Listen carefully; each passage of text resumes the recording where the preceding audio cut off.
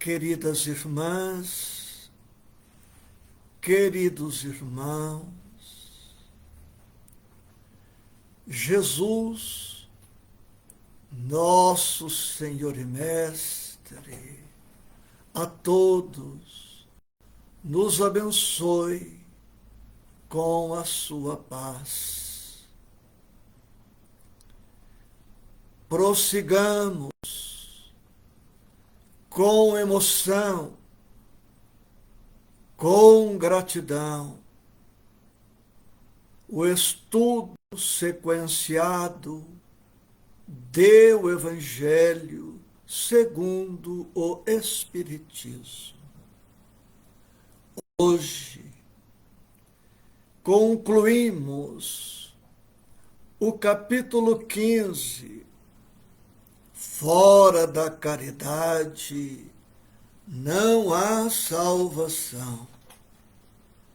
Capítulo este composto, como já dissemos, por 5 tópicos: o que é preciso para ser salvo, parábola do bom samaritano, o tópico 1, depois o maior mandamento, tópico 2, a caridade necessária segundo São Paulo, tópico 3. Fora da igreja não há salvação, fora da verdade não há salvação, tópico 4. E hoje, instruções dos Espíritos, fora da caridade não há salvação, página escrita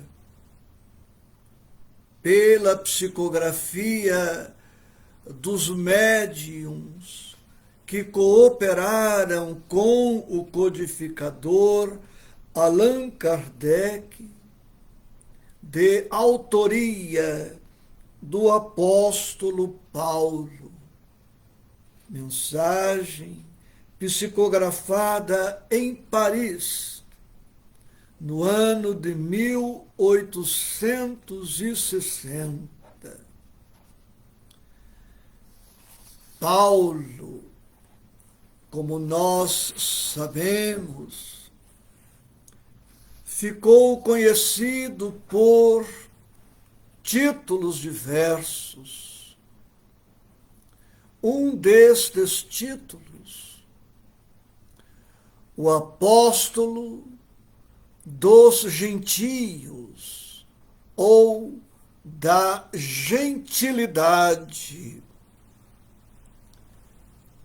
Paulo, antes Saulo, foi o primeiro e maior perseguidor da causa cristã, perseguindo os cristãos primitivos, prendendo-os, torturando-os, afligindo-os e até mesmo morte, assassinato foi praticado sob seu comando, sob suas ordens.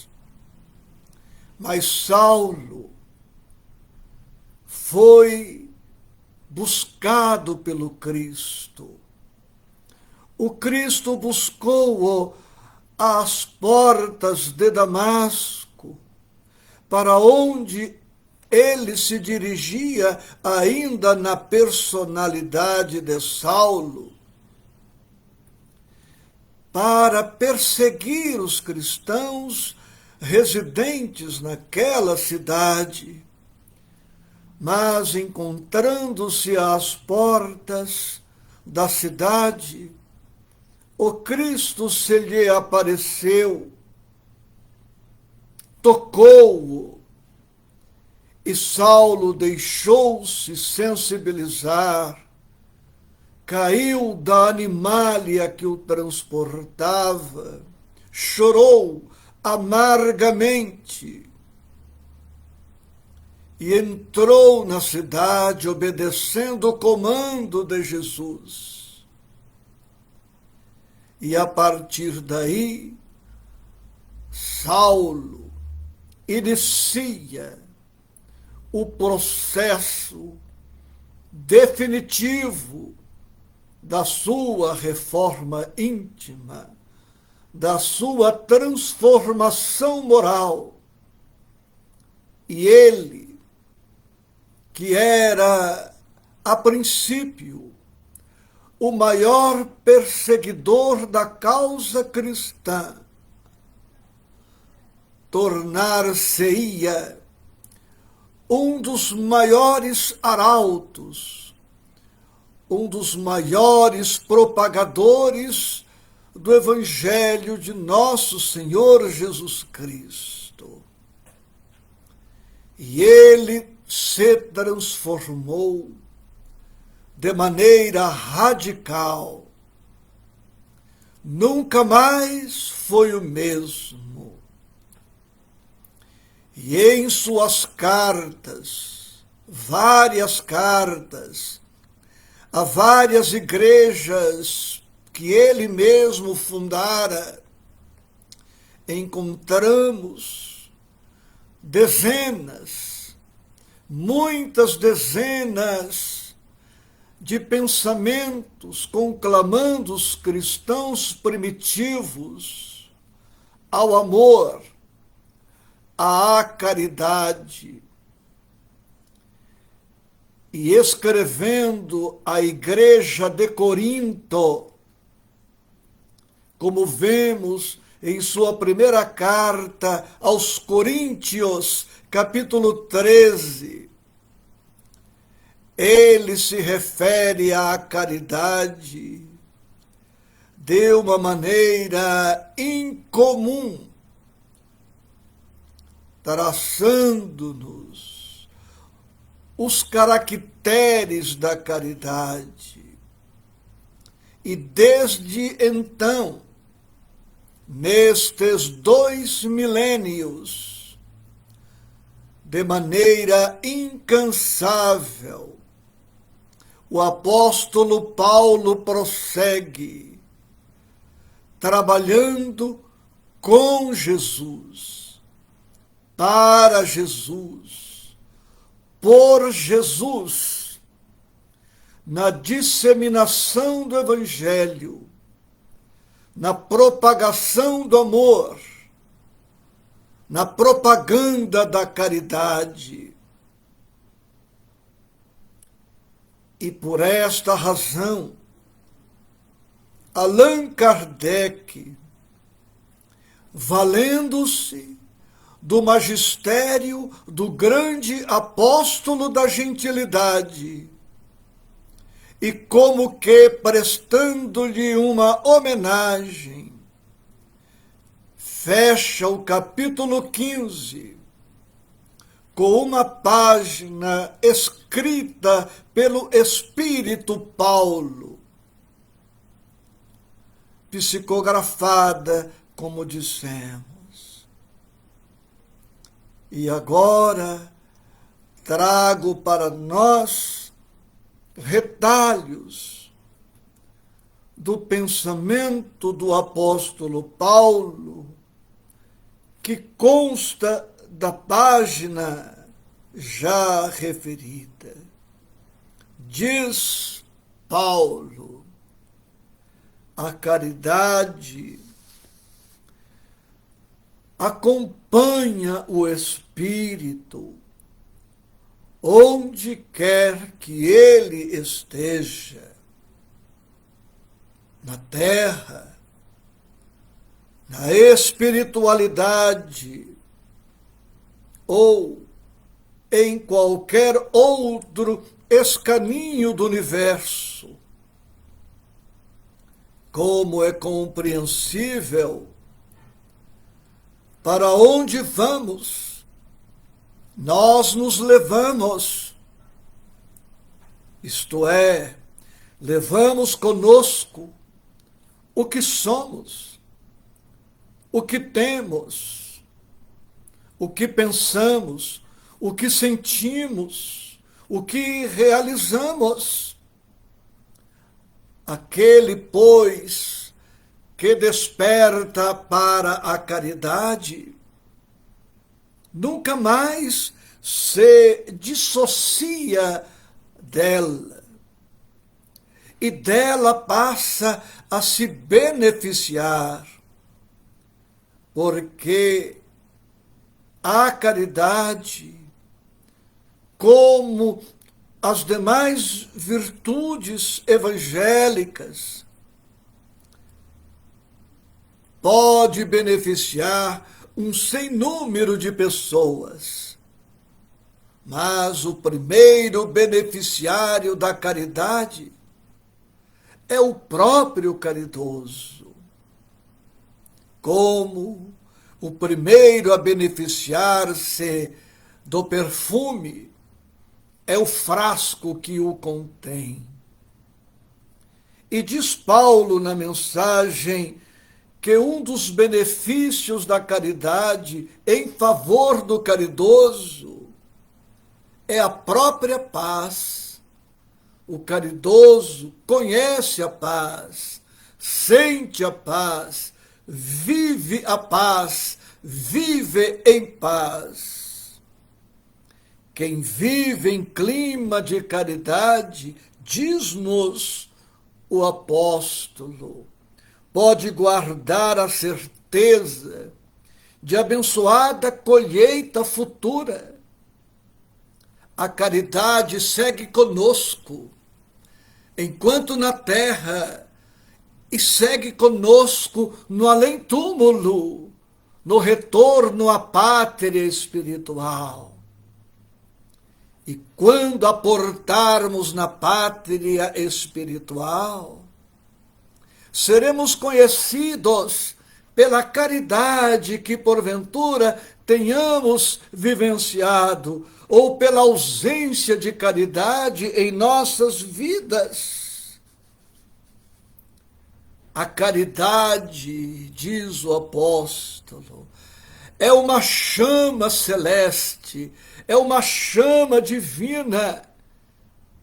E como toda chama, a chama da caridade nos aquece, nos vivifica, nos sustenta, clarificando a nossa jornada, transformando-se numa coluna luminosa, um guia seguro para os dias difíceis da vida, para os dias tormentosos.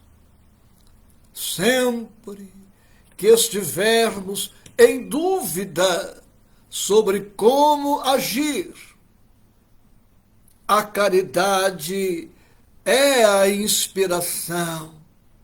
Na saúde ou na doença, na abastança ou na escassez, nos dias amenos ou nos dias tórridos, a caridade deve ser a nossa inspiração, porque ela vai nos conduzindo ao destino glorioso que nos está reservado.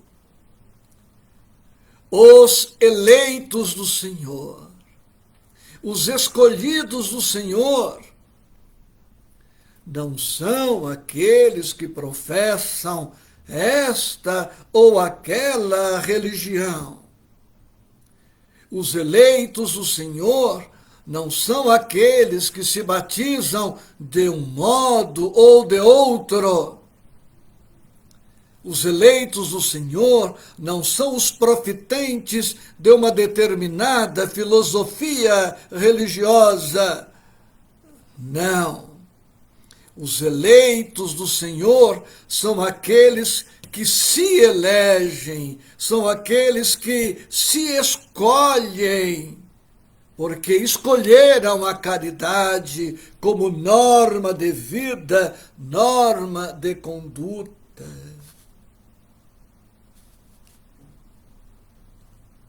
Diz o apóstolo, nada exprime melhor o pensamento de Jesus, nada resume melhor os deveres do homem do que essa máxima de ordem divina: fora da caridade não há salvação. Podemos estudar os evangelhos, as cartas, toda a Bíblia, toda a codificação espírita, e devemos fazer isto, estudar, para conhecer, para nos aprofundarmos. Mas tudo, sempre, estará nos conduzindo para esta máxima que resume o Evangelho universal de Nosso Senhor: fora da caridade não há salvação. E nisto a doutrina espírita revela toda a sua beleza, toda a sua grandeza, quando, repetindo, Jesus nos propõe: fora da caridade não há salvação. O Espiritismo não diz: fora do Espiritismo não há salvação, porque seria presunçoso, seria arrogante, seria mentiroso dizer que simplesmente por dizer-se alguém espírita esteja com a sua salvação, com a sua felicidade garantida. Encontramos, assim, espíritas cronicamente infelizes. Encontramos espíritas cronicamente em conflitos, sem paz. Por quê? Porque, inobstante afirmem ter adotado a doutrina espírita, ainda não se deixaram tocar, permear pela essência da doutrina espírita, que é o fora da caridade não há salvação. O Espiritismo também não diz: fora da verdade não há salvação. Porque a doutrina espírita, sem dúvida, levanta o véu sobre certas verdades. Mas a verdade é muito maior do que possamos supor. Para chegarmos à verdade ampla, total, profunda, plena, precisamos evoluir muito mais. Estamos muito distante da perfeição. A verdade integral é patrimônio, é conquista dos espíritos superiores, e muito superiores. Precisamos, para penetrar a verdade, da contribuição científica, filosófica, de todos os ramos do conhecimento humano. Por isso, o Espiritismo não pode afirmar e não afirma que fora da verdade não há salvação. Mas, se a nossa verdade relativa vier acompanhada de caridade, estaremos no rumo certo. Se a nossa ciência for com caridade, se o nosso conhecimento for com caridade, se a nossa sabedoria for com caridade, se a nossa cultura acadêmica for com caridade, estaremos no rumo certo. Portanto, o Espiritismo apresenta a mesma norma de conduta que o cristianismo original, que o cristianismo do Cristo nos apresentou e apresenta. Diz-nos o apóstolo Paulo, na sua página sempre inspirada, no item 10 do capítulo 15 do Evangelho: com a caridade, a criatura nunca se desgarra, nunca se desconecta. Queremos estar com Deus? É muito fácil. Sintamos a caridade, vivamos a caridade, pensemos com caridade, falemos com caridade, ouçamos com caridade. Queremos nos conectar com Jesus? É muito simples. Pensemos com caridade, sintamos com caridade, ouçamos com caridade, falemos com caridade, vivamos com caridade. E prossegue o apóstolo Paulo, a quem rendemos o nosso mais sincero preito de gratidão. Meus amigos, aplicai-vos em compreender seu sentido profundo e suas consequências, procurando por vós mesmos todas as aplicações. Submetei todas as vossas ações ao controle da caridade, e vossa consciência responder-vos-á. Ela não apenas evitará que façais o mal, mas vos fará praticar o bem. Pois não basta uma virtude negativa, é preciso uma virtude ativa. Para fazer o bem, sempre é preciso a ação da vontade. Para fazer o mal, muitas vezes, basta a inércia e a indiferença. Saibamos ser gratos por conhecer a estruturadora e libertadora doutrina espírita, que nos ajuda a melhor compreender os ensinamentos do Cristo e tornar-nos melhores cristãos. E o apóstolo termina a sua página recheada de evangelho, recomendando-nos, portanto, fazei que, vendo-vos, se possa dizer que espírita verdadeiro e cristão verdadeiro são uma única e mesma coisa, pois todos os que praticam a caridade são discípulos de Jesus, seja qual for o seu culto. Fora da caridade não há salvação. Esta a bandeira sob a qual devemos buscar abrigo, amparo, assistência, roteiro e paz para as nossas vidas. Gratidão profunda, com votos de muita paz que se alcança na vivência da caridade mais ampla, da caridade mais sublime, da caridade cristã.